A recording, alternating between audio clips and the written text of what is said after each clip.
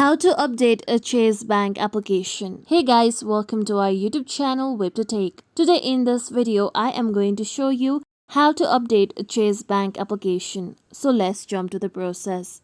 To update Chase Bank application, first open your App Store if you are using an iOS. For Android, open your Google Play Store. I am going on with Google Play Store. Now here you can see search icon present at the bottom right corner. Tap on it. Then tap on the search bar present at the top.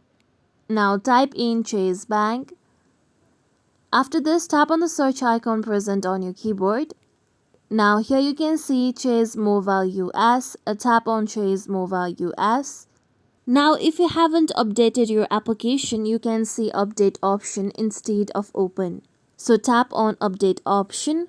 Now wait for a few seconds till your application gets updated. Once it's done, you can see open option.